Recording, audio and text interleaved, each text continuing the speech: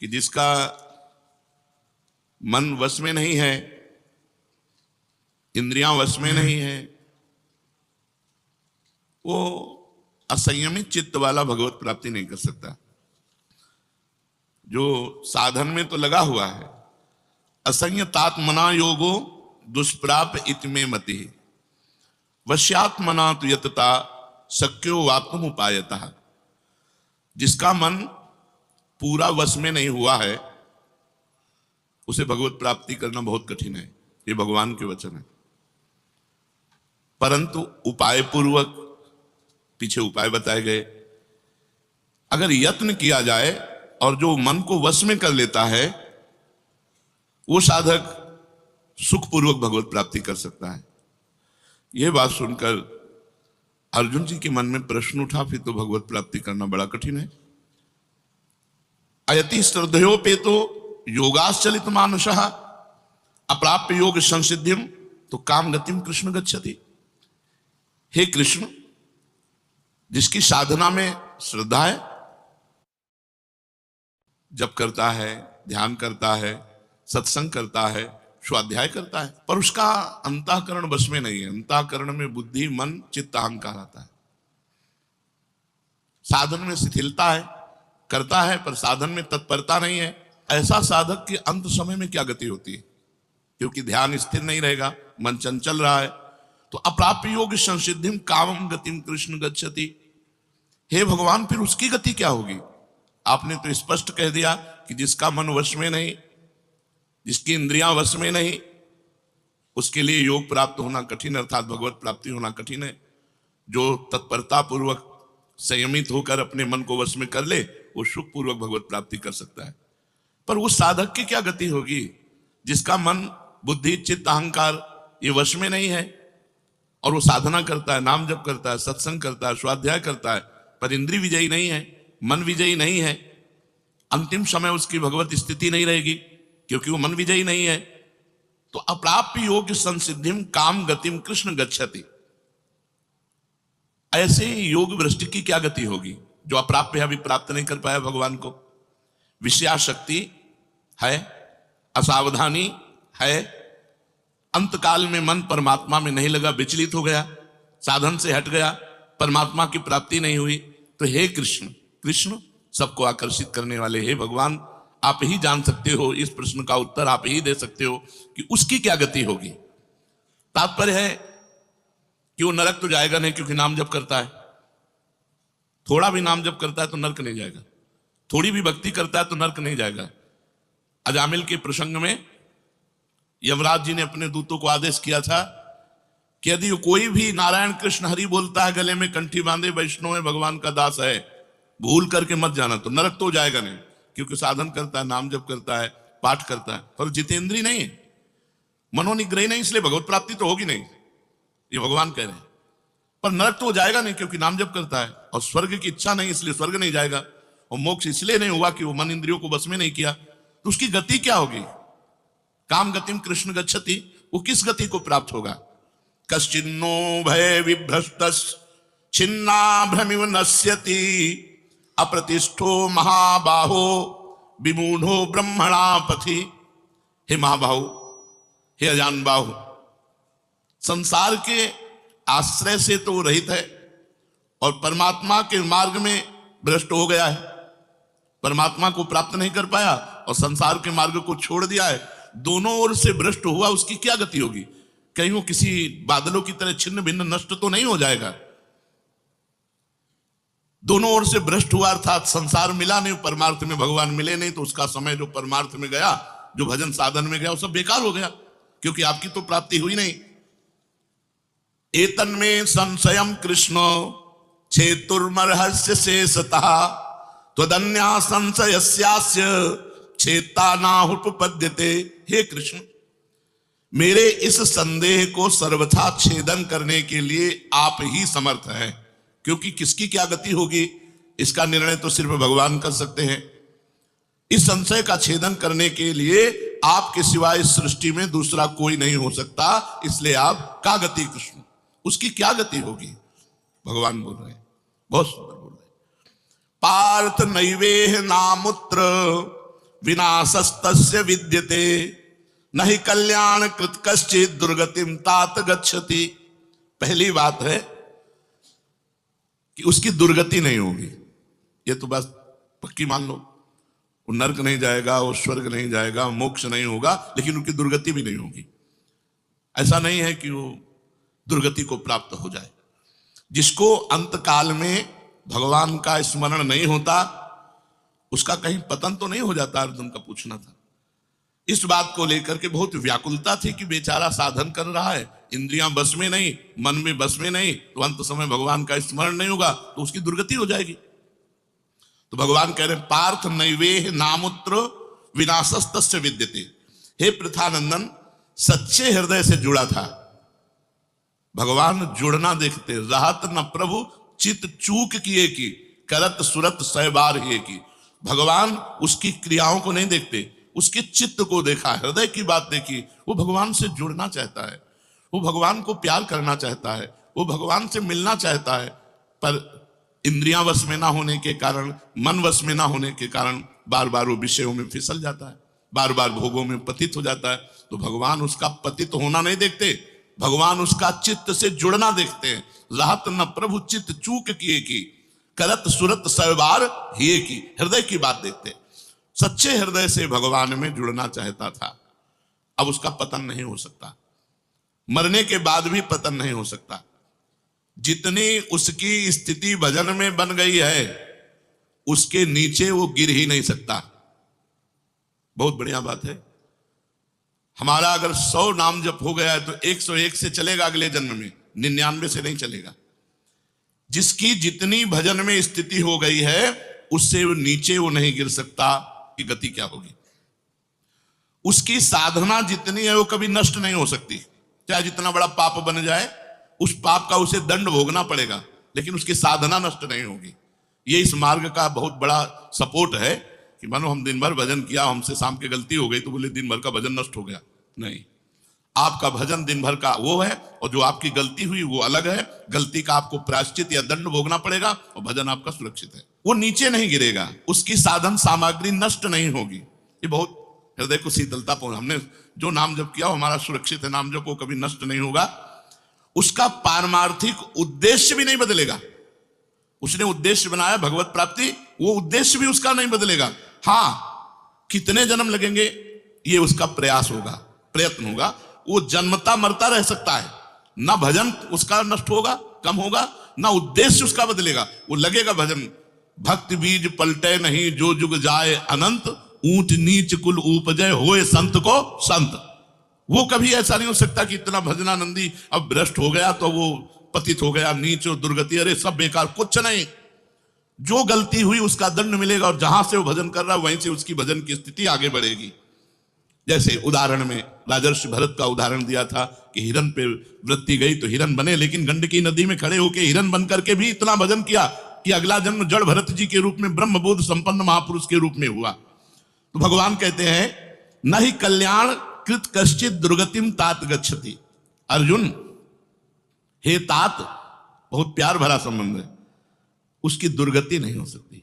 जो मेरा थोड़ा भी भजन किया है उसकी दुर्गति नहीं हो सकती। साधक के लिए बहुत ही पॉइंट के आश्वासन की बात कह रहे हैं कि थोड़ा भी भजन किया तो उसकी दुर्गति नहीं हो सकती, और अगले जन्म में परमात्मा प्राप्ति की लालसा इतनी प्रबल होगी कि वो इंद्रियों मन को वश में कर लेगा।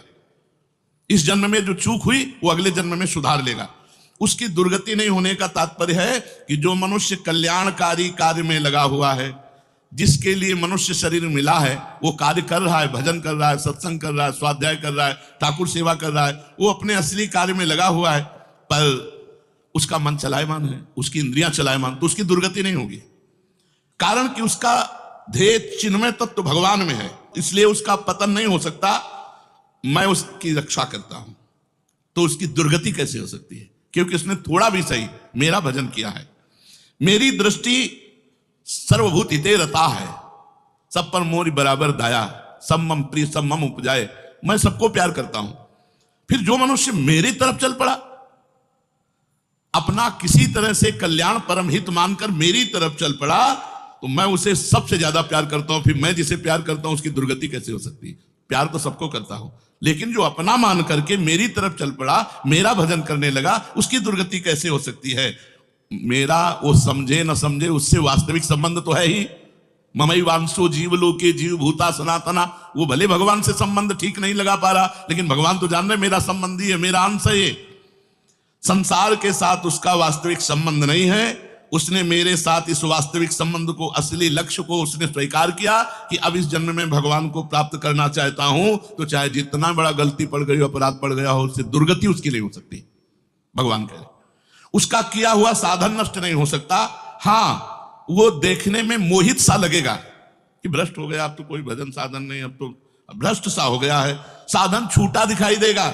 परंतु ऐसी परिस्थिति में भी मैं उसका साथ नहीं छोड़ता। उसने मेरा भजन छोड़ दिया, मेरा साधन छोड़ दिया, लेकिन मैं उसका, जैसे एक सत्संग में दृष्टांत में देते थे कि जगन्नाथ जी की सेवा में श्रीअंग पार्षद रहते थे, तो उनमें से एक पार्षद वैश्या संसर्ग करने लगे कुसंग के कारण। तो जब सब पार्षदों को पता चला तो उन्होंने बुलाया और कहा, देखो तुम परम पावन श्री जगन्नाथ जी के अंग सेवी हो, या जगन्नाथ जी की सेवा छोड़ो वैश्या का संग करो, या वैश्या संग छोड़ो जगन्नाथ जी का अंग संग करो। तो भगवान की माया से मोहित हुए, साधन से गिरे हुए होने के कारण उन्होंने जगन्नाथ जी का अंग संग छोड़ दिया और वैश्या का अंग संग स्वीकार किया। आश्चर्य की बात कि जब उनका शरीर पूरा हुआ, वैश्यागामी जो अंग संग सेवी थे, तो जब शरीर पूरा हुआ तो जगन्नाथ जी ने स्वप्न में अपने पार्षदों को आदेश किया कि उसकी अंत्येष्टि क्रिया हमारे पार्षदों जैसी की जाए। तो उनका प्रभु स्वप्न में ही कहा कि प्रभु उन्होंने तो आपको छोड़कर वैश्या को स्वीकार कर लिया था। तो बोले उन्होंने छोड़ दिया था, ये उनकी हिम्मत है, हमारी हिम्मत नहीं, हमारा स्वभाव नहीं है, हमारी सामर्थ्य नहीं है। हम एक बार जिसको पकड़ लिया उसको कभी छोड़ते नहीं। तो भगवान यहां कह रहे हैं कि कभी कभी वो मोहित हो जाता है, वो साधन छोड़ता, लेकिन मैं उसे नहीं छोड़ता। ये खास बात समझो, मैं उसे नहीं छोड़ता। उसका किया हुआ अपराध, किया हुआ पाप, भले उसको थोड़ा समय दंड भुगताने के लिए, लेकिन मैं उसे छोड़ता नहीं हूं। तो उसकी दुर्गति कैसे हो सकती है? इसलिए घटना घट सकती है। ये तो भगवान कह रहे हैं मनमानी मत करना, कह रहे घटना घट सकती है। आपने अपराध किया, आपको पाप का दंड मिल सकता है, लेकिन मैं उसके अंदर ऐसी व्याकुलता पैदा करूंगा कि वो सब प्रपंच छोड़कर दौड़कर मेरी तरफ भाग पड़ेगा, क्योंकि मैं उसे नहीं छोड़ता। जैसे गोपियों में थोड़ा अभिमान आया, मैं अंतर ध्यान हुआ, लेकिन उन्हीं के बीच में रहकर जहां व्याकुल हुई मैं प्रकट हो गया। तो भगवान कह रहे हैं कि एक बार जिसके भीतर थोड़ी भी साधना चल पड़ी, थोड़े भी संस्कार भक्ति के पड़ गए, नाम जप करना, वाणी पाठ करना, थोड़ा भी भगवत काल, कर्म चैव तदर्थीयम सदित्येवा भी धीयते, तो उसका कभी पतन नहीं हो सकता, जो संस्कार पड़ गया भक्ति का, क्योंकि सत वस्तु का कभी अभाव नहीं होता। तो फिर प्रभु गति क्या होती है उसकी? तो भगवान कह रहे प्राप्य पुण्य कृताम लोका नुषित्वा शाश्वती समा शुचि नाम श्रीमताम गेहे योग भ्रष्टो भी जायते। आहा, प्राप्य पुण्य कृताम लोकान, उसने गंगा स्नान किया है, उसने नाम जप किया है, उसने वाणी पाठ किया है, उसने ठाकुर सेवा की, तो कोई साधारण है? बहुत बड़ा धनी है। भले लोक भ्रष्ट हो गया है, भले इंद्रियां उसके कब्जे में नहीं, भले मन उसके कब्जे में नहीं, लेकिन साधारण जीव नहीं है, वो भगवान का जन है। उसने नाम जप किया है, वाणी पाठ किया है, ठाकुर सेवा की, धामवास किया, तीर्थ अवगान किया। प्राप्य पुण्य कृताम लोकान, जो बड़े बड़े याज्ञिकों को, बोले इतने यज्ञ किए, अश्वमेध यज्ञ किए, बड़े बड़े याज्ञिकों को जो सांगो पांग करते हैं, उन लोगों को स्वर्ग आदि लोकों पर अधिकार होता है। इसलिए वो पुण्य कर्म कहते हैं तो पुण्य लोक उनको प्राप्त होते हैं। पाप कर्म करने वालों को नरक भेजा जाता है। परंतु साधक पुण्य कर्म थोड़े किए, भजन किए, तो जैसे किसी रास्ते में चल के उसकी वीआईपी व्यवस्था की जाए, ऐसी व्यवस्था उसकी होती है स्वर्ग में। जितने दिन उसको अगला जन्म नहीं मिलेगा, उतने दिन भारी व्यवस्था स्वर्ग में उसकी होगी। पुण्यवताम लोके, जो बड़े बड़े पुण्य आत्मा पुरुष प्राप्त करते हैं, इतनी अमुक यज्ञ किया, अश्वमेध यज्ञ की सांगो पांग, उनको उसकी वीआईपी व्यवस्था होगी।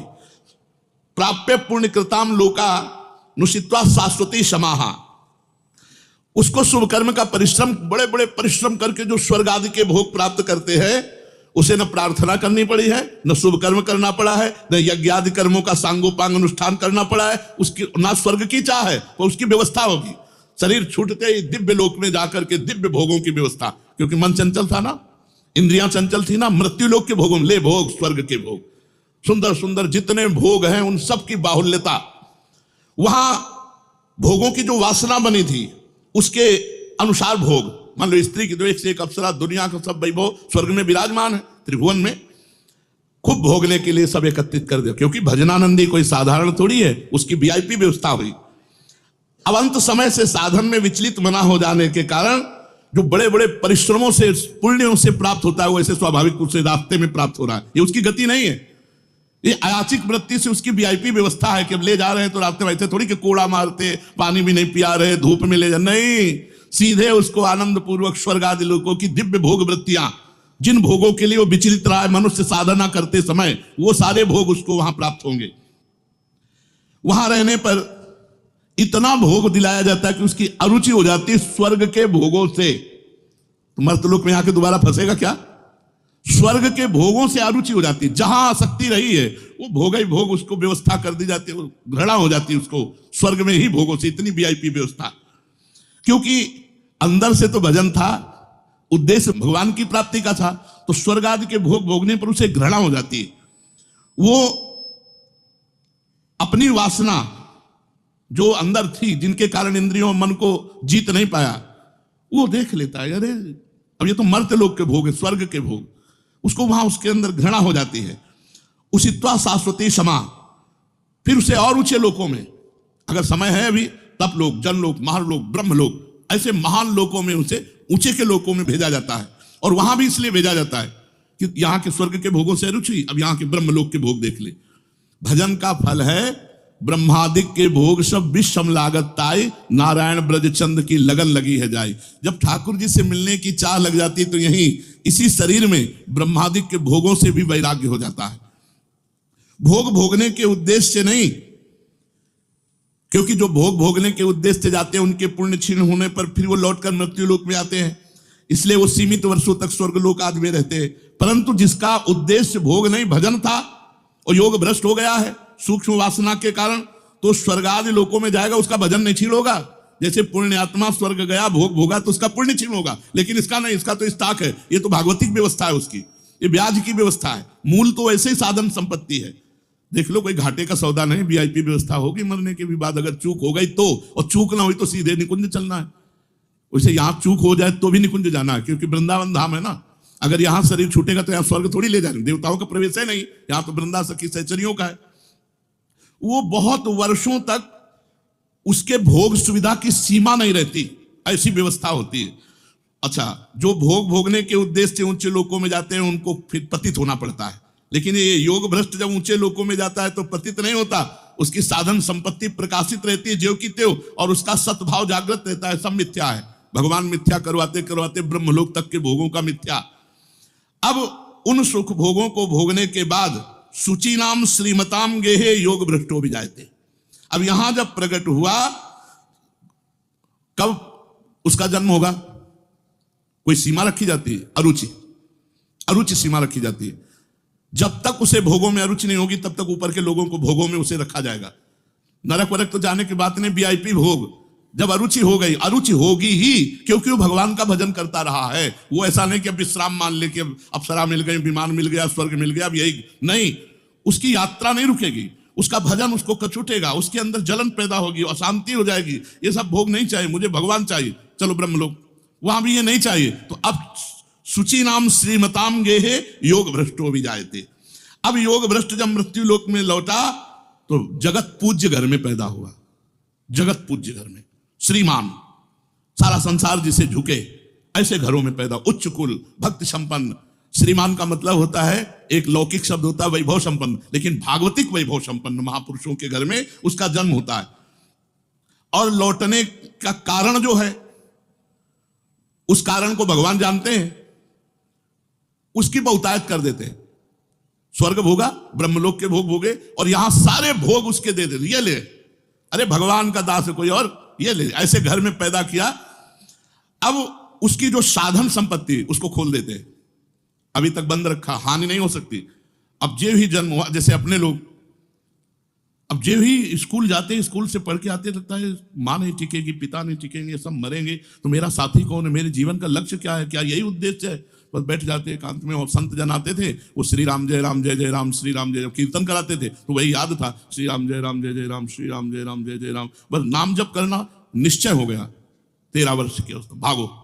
ये देखो उत्तम कुल ब्राह्मण के घर में, और पूरे साधु महात्माओं का सानिध्य, और पिता पूरे स्वयं महात्मा नंगे पैर हल जोतते, बड़ी कठिन परिश्रम के द्वारा वो उदर पोषण करते, और संत महात्मा 8-8 10-10 संत महात्मा दरवाजे पर। बच्चापन से ही क्या बन, अब मुझे संसार से भाग, किसी ने हमें सिखाया नहीं, भागो संसार से और भगवान की प्राप्ति करो।